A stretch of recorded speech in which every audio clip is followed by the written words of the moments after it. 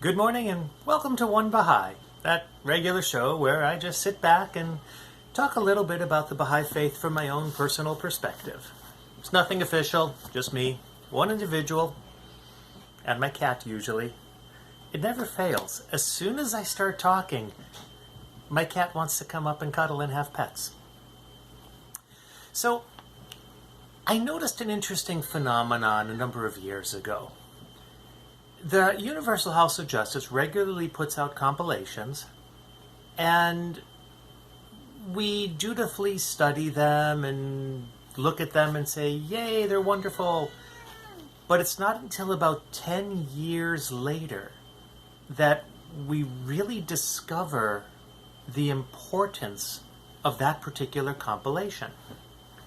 I don't remember when I noticed this, but I started looking at it and it never failed. It was always a 10-year lead. So then I started collecting the compilations, hard copies of them. And I was struck by the variety of topics that the Universal House of Justice felt we needed to deepen on. And one really stuck out. I mean, sure, of course we need to know more about consultation and the local spiritual assembly and teaching and the feast and huququllah. Of course, I get all those. It makes total sense to me. But trustworthiness, that one surprised me. Out of all of the virtues that they could choose to focus on, why did they give us a compilation on trustworthiness?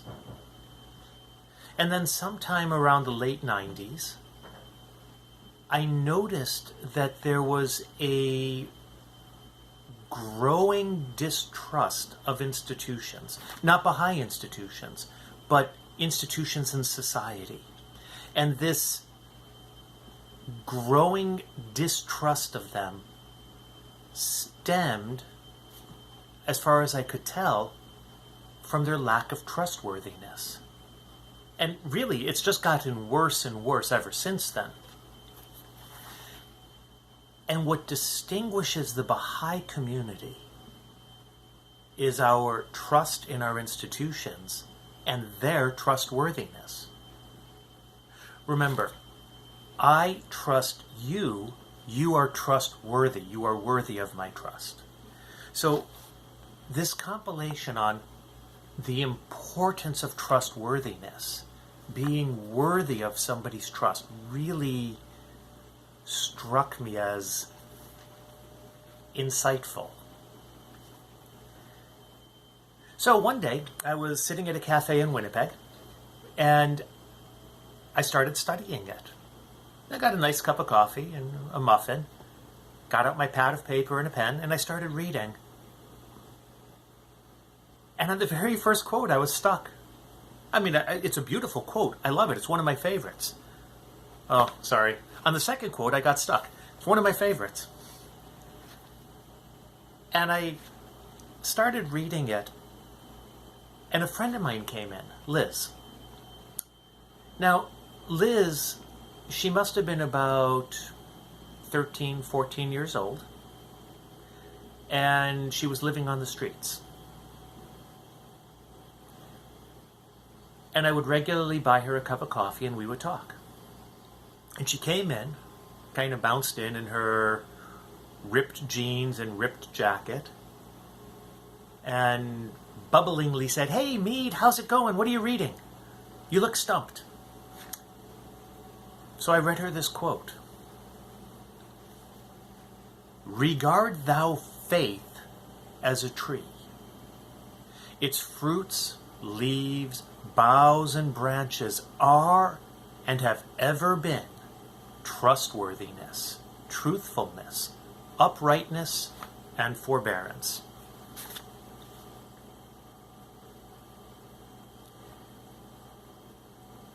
And we started to talk about it. And within a couple of minutes, she grabbed a few other of the street kids I bought them all coffee, bought one of them tea, and we started talking about this quote. And they ranged from, she was the youngest, 13, 14, something like that, up to about 20. And one of them pointed out that there were 4 verbs and 4 adjectives. 4 nouns and 4 adjectives. And he said, well, if I'm going to write something like that, I'm going to go 1, 2, 3, 4, A, B, C, D. 1 is A, 2 is B, 3 is C, 4 is D. So we started looking at that. Its fruits, leaves, boughs, and branches are and have ever been trustworthiness, truthfulness, uprightness, and forbearance. So we started exploring trustworthiness as a fruit. And we started asking each other, what is the purpose of a fruit? Somebody first said, well, Jesus said that a tree that bears no fruit is only fit for the fire. And we realized if our faith, if our religious convictions and religious beliefs do not lead us to being trustworthy, what good are they?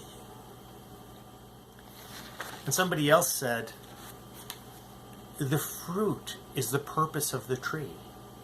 It bears the seed of the next tree. And I was very struck by that because, they said something that really struck me. One of them, Otto, I think his name was, he said, I've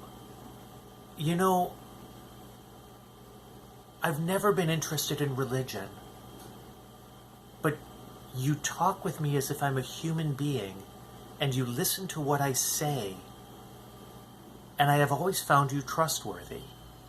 And because of that, you are planting the seed of faith in my heart.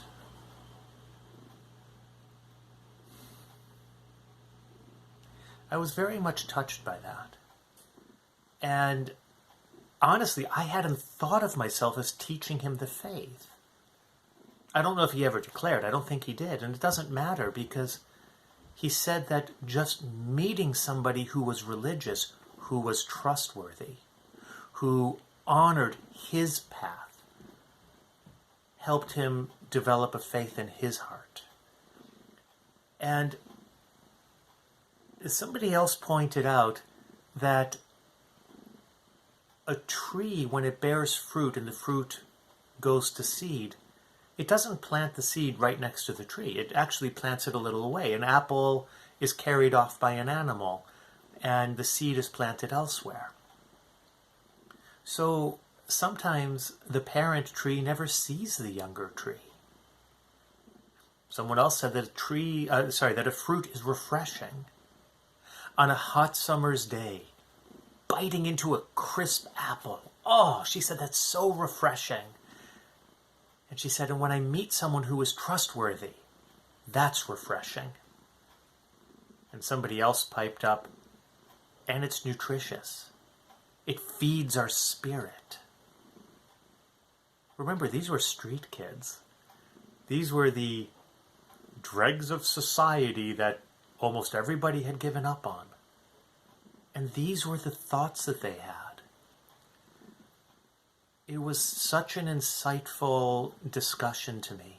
I learned so much from their insights into our faith.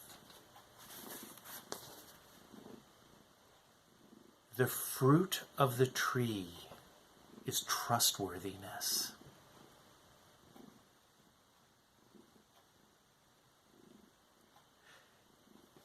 This compilation goes on for 25 pages about the importance of trustworthiness.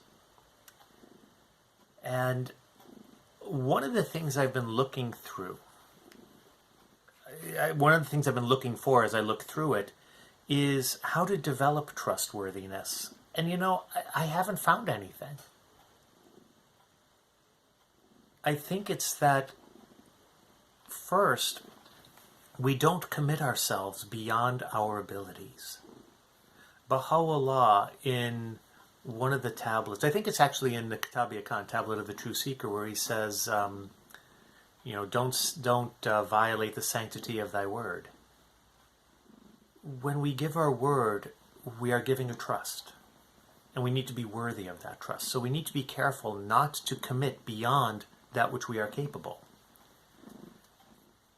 And I think just being aware of that helps us become more trustworthy. I want to go through this quote a little bit more tomorrow, but I wanted to start off with a story of how I came across it and how I first began studying it with some friends. I would love to hear your thoughts, as always. Dear friends, you give me so much wonderful feedback. I really appreciate it.